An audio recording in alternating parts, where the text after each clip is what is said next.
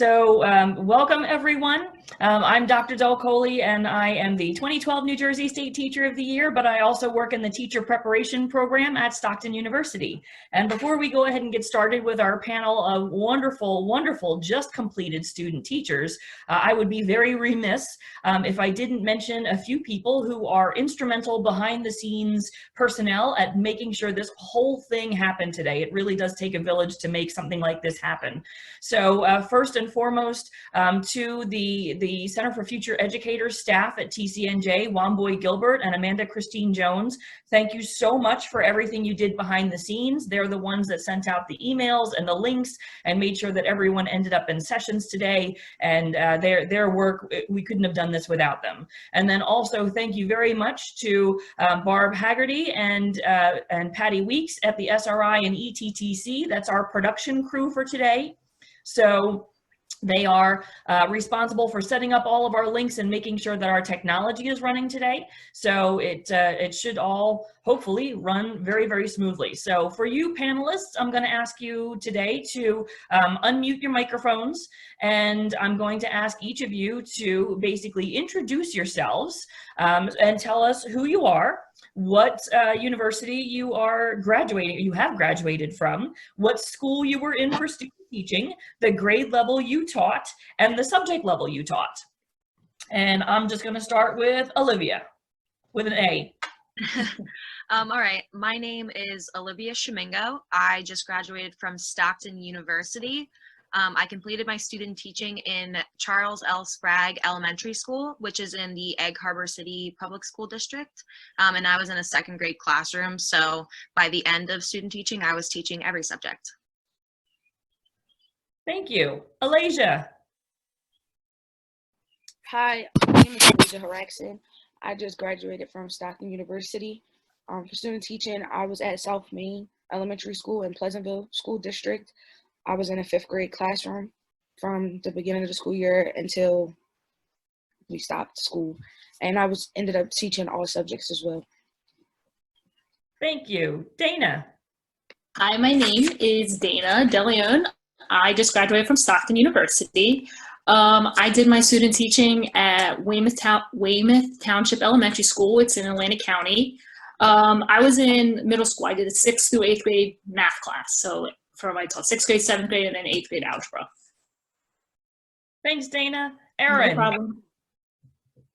Hi, I'm Erin Ringer. I just graduated from Stockton University, and I was at the Cecil S. Collins School in Barnegat, New Jersey, and I was in 1st grade, so I taught all subjects as well. Thanks, Erin. Leslie.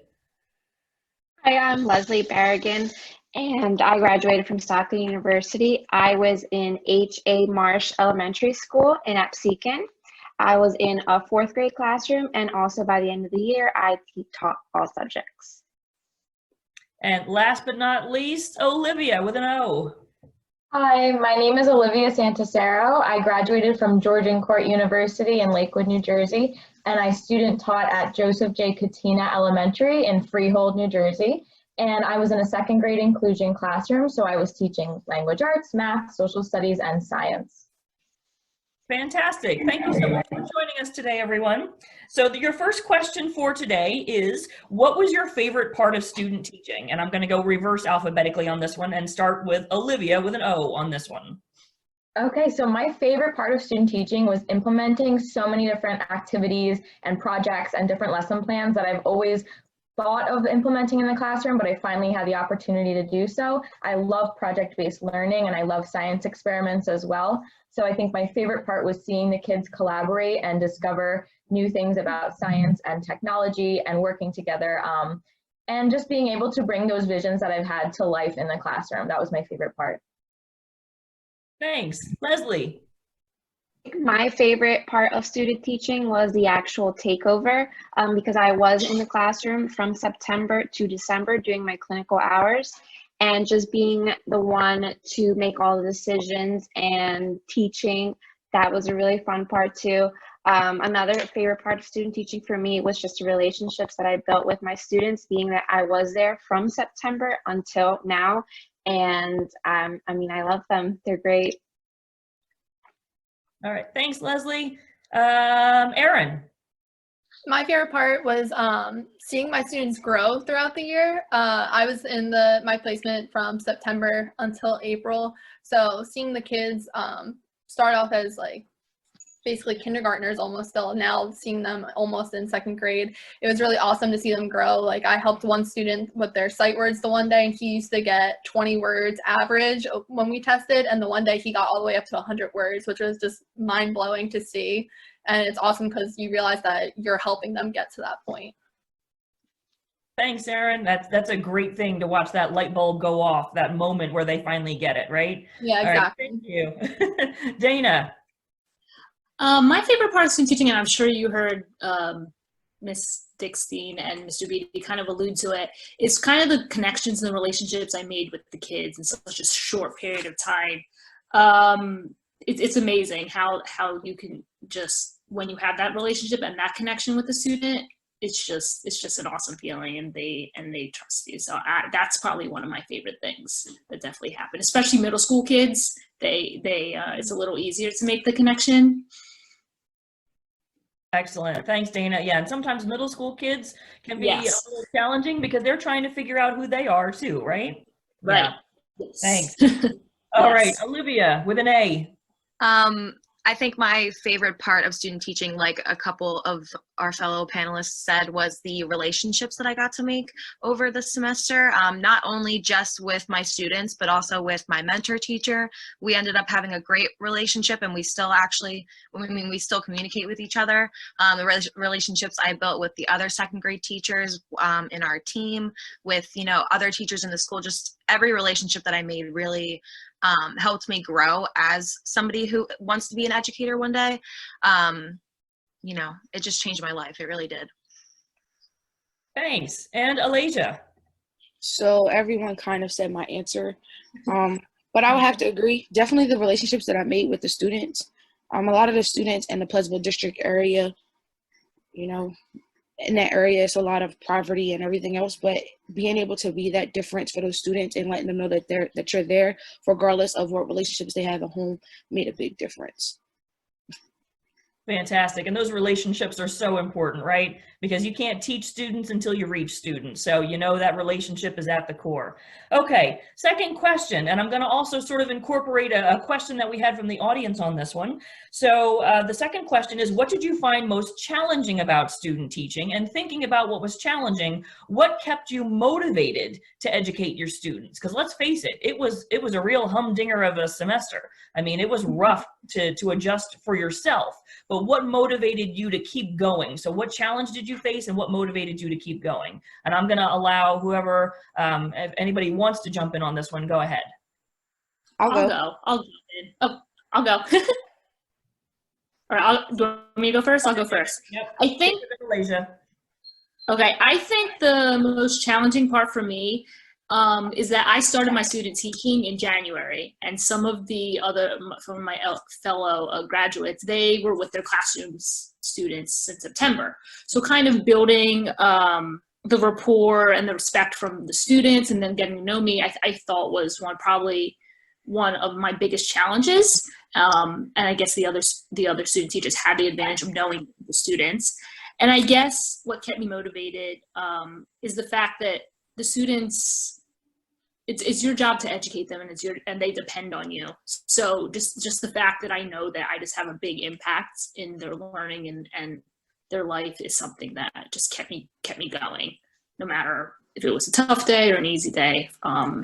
Is the fact that they depended on me. Yes, go Elisha.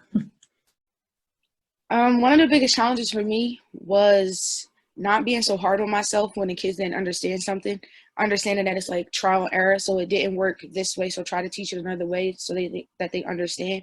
That was one of the biggest things I had to understand, because I just expected, once I started teaching, okay, I made this great lesson plan, they're just going to get it. But there were some kids that didn't. So having to go back and tweak the lesson a little bit so they understand was one of the biggest challenges for me, and not blaming myself as much for them not understanding. But what kept me motivated was my mentor teacher. He was definitely there for every step of the way.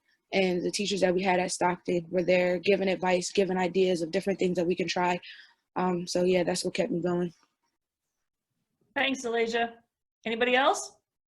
I'll say something. Thanks, Erin. My biggest challenge was being confident in teaching my lessons.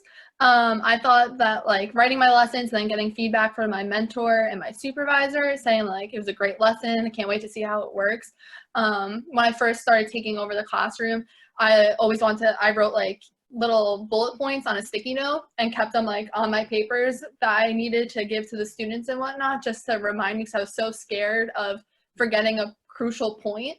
But see, what kept me motivated and becoming better in teaching my lessons was seeing that my students actually understand and are able to receive the learning environment from me, as well as my mentor teacher. Thanks, Erin. Olivia, did you have something?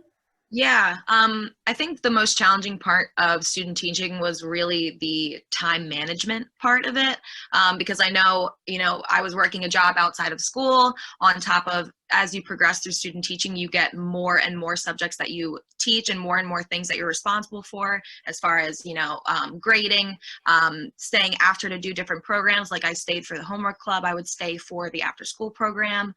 So it was really that time management aspect, of needing to do everything that you have for outside of school, like the NJFEA, and then you have a job, and then you have the planning of lessons and the implementation and all of that.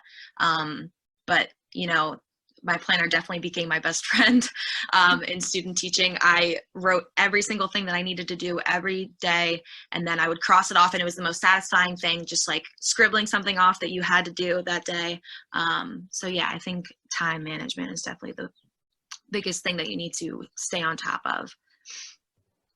Okay. Anybody else?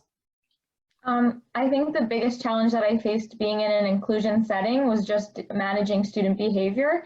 Not that that's necessarily a negative thing, but it's just something that I personally needed to work on as the semester went on. And I, at times, became very frustrated, and I felt very inadequate almost when I would be faced with these challenges in the classroom. But I found a lot of support from my mentor teacher, from her co-teacher, from the wonderful TAs and paraprofessionals that we had in the room. So I think as the year went on, we really had a great system going, and I became more familiar with the students. And that's really what kept me motivated, was the interconnectedness of all of the teachers and professionals. Excellent. Anybody else? I can add to what was most challenging for me from the beginning of the year, back in September, was timing for my lessons, because we write these great lesson plans and they're 5 pages long, and we want to do all these amazing things in each lesson to make sure that our students learn, and then actually getting into practice and doing all those things is sometimes nearly impossible. So for a lesson, I would have 40 minutes to do, let's say, an ELA lesson, and I would probably have 2 hours worth of stuff. So just making the decisions on the spot to what I'm going to do, what I'm not going to do, and I can see, okay, well, maybe my students are getting it, so I don't need to do this, I can go to the next part. I think that was the most challenging. But as the time went on, my mentor teacher helped me a lot with it. We really worked on timing, because that was what I most struggled with during student teaching. But now I can say that I know what I need to do during the lesson to ensure that, I don't want to lose them either, because I can't go on 2 hours with the same subject. So the engagement part was really important as well. All right. Well, speaking of lessons, we have a question from the audience here, so I'm going to put that one out there for you. So how do you know when a lesson is effective? Anybody who wants to hop in, go ahead. Well, I can just add, I knew my lessons were effective from the assessments that I had incorporated into the lesson. So for example, just being able to know that students can do it with a little bit of practice and then independently, and that can range from any subject, from math to ELA, being able to do it on their own with as much support or scaffolding. That's how I knew that my lessons were effective. And if by the end of the lesson I saw that they weren't doing well, or they weren't able to do it independently, then that's when I knew that the next day I had to go back to that. Anyone else? Going off with what Leslie said, exit tickets become your best friend. So getting that quick little question at the end, and seeing what if the students can answer it correctly, or even doing like a traffic light. Yes, I understand green. Yellow, I kind of get it, but I need help. Or red, I don't understand at all. And then going back that next day, and whether you have to do it as a whole group or pulling a small group to reassure the lesson and maybe teach it a different way to see what way the kids learn best. So some kids might need manipulative. Some kids just might need to sit with you one-on-one to hear it one more time for them to understand. So just being able to quickly assess them was the easiest way for me to tell if my lessons were effective or not. I think building off of assessments, participation is also a huge indicator. So when your students are participating and enthusiastic about the subject that you're teaching, I think that's also showing you that your lesson is really effective. And if your students are not interested or not engaged, then that might be an indicator that it's not as effective, which happens as well. And I think it's just really when you see your students' eyes light up, that's like a huge sign. That light bulb moment, there's nothing quite like it. Right. All right, anybody else? Okay, I have another question from the audience. They got some great questions coming in for us. So, has student teaching changed your view of education? Again, has student teaching changed your view of education? Anyone? I say yes, 100%. There's another question I saw saying like, when did you realize that you wanted to be a teacher? I've always loved school growing up and I've always wanted to be a teacher. But being in the actual classroom, whether it was my observation hours or actually student teaching, seeing the impact that you have on these students at an education level and a personal level, it really just like makes me want to be a better teacher and learn more. And I just can't wait to have a classroom of my own. So it makes me want to be the best teacher that I could possibly be for these students for their future education. Anybody else? I'll take it. Go ahead. Okay. So I guess education, you always think about students who, I mean, you have a curriculum, you teach the standards, you do, especially in a math class, you teach the standards, you teach the content. But my view of education is it's about the content, but it's more about, like you said, you have to reach the students in order to teach them. So it's just so much more about learning about the students more than teaching the content. So that's one thing, because I was so concerned about, I have to teach a standard, or I have to teach this lesson. And it is about that, but at the same time, you have to be able to reach and connect with your students before you teach that particular lesson, because if you don't, then you just lose them from the beginning. So that's probably what my view of how you just kind of have to flip in, and how it's so much more than just teaching content, for sure. Leslie, go ahead. Just going off of what you said, I think it's also hard to think differently from how you were taught to how you want to teach. I think when I went into this, into the education program at Stockton, what I used as my foundation was how I was taught for all of those different grade levels and different subjects. But the truth is that teaching has changed a lot since from when we were in elementary school, and just being able to use all these new things and becoming your own, I think that's what's most important too. And Leslie, that gives us a great segue into the next question. Thanks so much for that. So the next question from the audience again, when did you realize you wanted to become a teacher, and what made you choose teaching? So how did you develop this passion for education? Go ahead, Elisha. So when I was growing up, I was always the student that like picked on the teacher, not like purposely, but like if I will always like be, what's the word, like combative. I would go back and forth with the teacher, not in a bad way though. If it was like anything about education, and my teachers will always be like, oh, you would be a good lawyer, but it was just something about education for me that made me want to be a teacher. And growing up, I just didn't understand why other kids like in my age group or from the communities that I grew up in didn't love school the way I did. And one of the things that really made me want to be a teacher is bringing back that love for education within our communities. which was like a big motivator for me. And it feels good to like be able to go back in my community for my student teaching experience and actually make those connections with those students and show them why I love education and why they should too. Leslie? I can go off on that. I knew that I wanted to be a teacher since I was very little, just because everyone had always told me, oh, you're great with kids, or you're so great with kids. I always heard that growing up. And I knew I wanted to do something with children, but the fact that I love my subject area, which is language arts and social studies, I mean, those, I can tell you since I was little, those really are my passion. And being able to teach that is what kind of led me into the education program as well. But then I saw that just teaching in general was really what I wanted to do. So yeah, from very little. Hello? Oh, sorry. Hello? Oh, sorry. May I speak? Oh. You have a question? Well, I would like to respond to the question. Is that allowed? Well, only for the panelists at the moment. Oh, okay. Because you said audience, I thought it's okay. Go ahead. Oh, sorry. All right. Anybody else on the panel?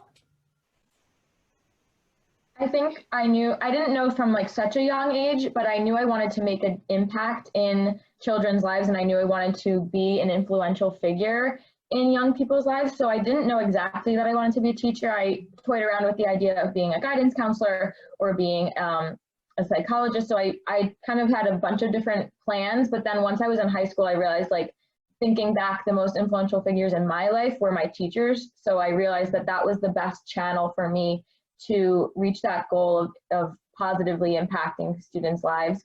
So I think, and I think that I have done that even in my student teaching. So I'm definitely made the right choice, and I am very happy with my career choice.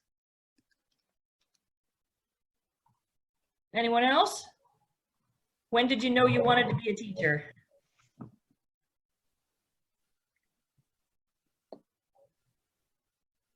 All right, panelists, I got another one for you. So what is one thing that surprised you during student teaching? Go ahead, Erin. I would definitely say that I'm sure everyone agrees is the remote learning. No one expected it to happen, and we had such short notice. Even our mentors had such short notice on that we needed to make a digital classroom in a 2-day span and get them set up, and getting the students all the supplies that they needed to their home. So I know my school, if you didn't have a computer at home, you could go to the high school and you could pick up a Chromebook to sign out and use at home during your learning. And also being in a first grade classroom was, how do you have an online classroom with first graders? So you need to get their parents involved a lot more too, which was also a challenge because parents were still working. So it was definitely interesting to see how the transfer to remote learning was. And even my student teaching being over, we use Class Dojo as our home base. I still log on occasionally, and seeing just even the pictures of their work that they upload and their handwriting improving is like just kind of a aha moment to see, wow, like these kids are really growing up and they are ready for the next grade level that they're going to. Anybody else surprised during student teaching? I'll go. Go ahead. Thanks, Dana. The thing probably that surprised me the most is that how much learning we both did from each other. So I learned so much from my students, and they learned a lot from me.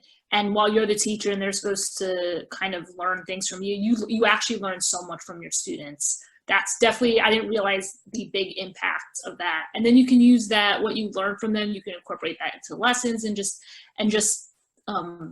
do that. That's one of the biggest things. I didn't realize how much I will learn from them as much as they learn from me. If I can piggyback off what Dana said, I think that was a big surprise for me too. I think that as teachers, we have to remember that we have to remain teachable at all times, and understanding that we don't only just learn from, other colleagues, but the students are the main people who teach us the most, because those are the people we are teaching, and we're impacted every single day. So yeah, remaining teachable and being understanding that, it's a learning process for both of us, not just the students. All right, another question from the crowd here. Who was your inspiration to become a teacher? Everybody has one. Who was your inspiration? Go ahead, Erin. My 6th grade science teacher. I still see her like in my summer job. She comes in with her son all the time, and all summer and like all throughout the school year, her question was, how's student teaching going? Like, it's just the fact that she still cared afterwards. Knowing that I wanted to be an educator, she always, every time I saw her, asked me how school is going, where's your placement, what grades you like, how's your classroom management going, and she was always there for me to answer questions. And then my high school math teacher, he was just amazing. From going from, say, having a B in my math class the year before and going to having 100 the next year, just based off his teaching style, showed me that different teachers can really make an impact in your education, and that's what I wanted to do.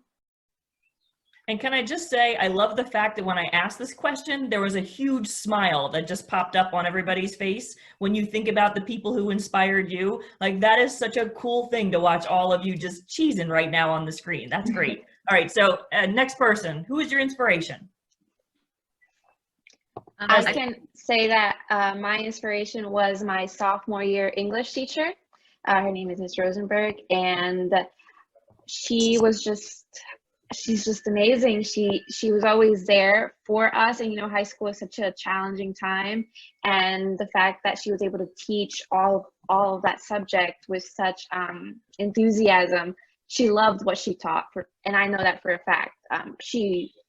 She would go to see Shakespeare, and we even went to go see a play. Like, I think of all those amazing memories and all the stories that she would tell us, but she was really the one who led me down that college path. Because of her and because of her guidance and support, I was able to go the following year to AP classes and know that, I wanted to go to college for sure, when before it was an unsure thing for me, but she was great. Thanks, Leslie. Olivia. I think the sorry. most influential, I feel like there's been multiple teachers that have really inspired me to go down this path, but I think my 7th grade language arts teacher really changed it all for me. She just cared so much about us as humans beyond being a student. Like, she was one of those teachers who she could tell if you were in a bad mood for whatever reason, and she would approach you after class or before class and just try to talk it out with you. And it genuinely just showed me that she cared about these people that she had in her class, and she saw us as actual human beings and not just as the students who come into her class every day. Thanks. Olivia. My biggest inspiration to become a teacher was my 5th grade language arts teacher. He was also the director of the drama club at the time, and him and his wife, I both had the opportunity of having both of them as teachers, and they both really helped break me out of my shell and help me become much more confident in myself as a learner, and also in my journey to become a teacher. And I still have a wonderful relationship with them today. So they're definitely my biggest inspiration. We were able to connect in the classroom and also through extracurriculars and shared interests. So it was awesome. Thanks. Elisha, you got someone? I've been thinking this whole time, and no. Okay. Somebody thought that I was going to be a lawyer or something else. So. But luckily we got you in the education program, right? And now you're doing wonderful things. So thank you for your service already. Okay, so I'm going to wrap this up. We're kind of heading towards that time. So this last part is a little 2-part thing. So one with a little bit of a question from the audience. So in a word, how would your students describe you, right? And then I'd like you to offer the high school audience that you have here a piece of advice about becoming a teacher. So, if you only knew then what you know now, right? What advice would you give yourself at that time? So how would your students describe you, and then offer the piece of advice? So let's start. Anyone? Volunteers first? Erin, go ahead. Erin, then Leslie. I think my students would describe me as approachable. My students, even before I took over the classroom, they never had an issue coming up to my side table and asking me a question, or if I was checking their work instead of my mentor teacher, they had no problem taking my advice to them or their critiques to them, and they would apply them, not just brush me off saying like, oh, you're not my teacher, I don't care what you say. My advice is to stay organized. Your planner is going to become your best friend even before you start student teaching. My planner is color-coded and I have dates highlighted. Having your important dates in there is really crucial. And just to not wait till last minute. EdTPA is something that you cannot push off to the end.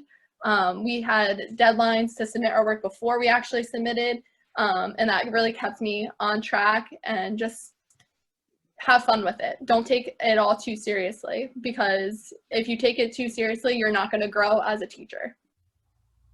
Thanks, Erin. Leslie. So we actually had this discussion in class somehow. One of the students described me as bright.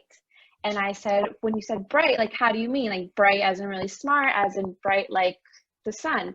And she said, mind you, it's 4th grade. She's like, you're just always smiling and you just make us feel good.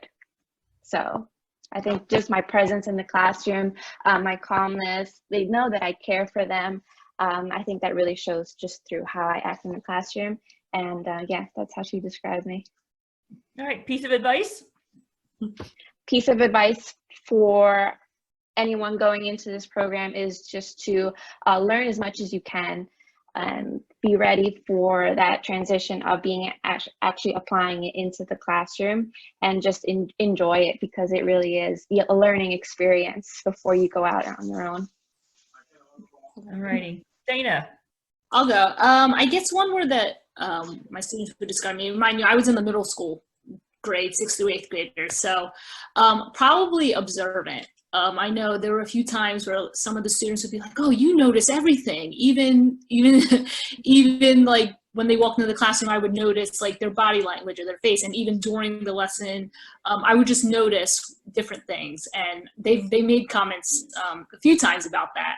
So that's probably definitely one of the things. Is you notice everything. And my piece of advice, it's kind of two-parter. Don't be afraid to ask questions. I would ask my mentor teacher, cooperating teacher, maybe 100 questions a day. And she, in this case, she was always willing to help, always there for me. It didn't matter what type of question I asked, she was always there. And also, Stockton provides you with loads of people to help you. We had my mentor teacher, we had a university supervisor, we had the School of Education, Dr. Del Coley. I know we've had emails back and forth helping with questions and just things like, don't be afraid to ask questions, and don't be afraid to use the resources that are provided, because everyone's there to help you. They're not out to get you. They're not out to, they're there to help you, and they want you to succeed and they want you to do well. So definitely don't be afraid to ask questions and use the resources that are available, because they're awesome. Every supervisor I've had have been awesome. So don't be afraid to ask questions. Thanks, Dana. And you talk a little bit about developing those teacher superpowers there, right? Yes. The great Yeah. sight, the eyes in the back of your head. Yeah, you know it all, right? Yes. All Especially right. with middle school kids. Yes, I bet. All right, anybody else? Yeah, I'll go. Olivia. I think my students would describe me as welcoming.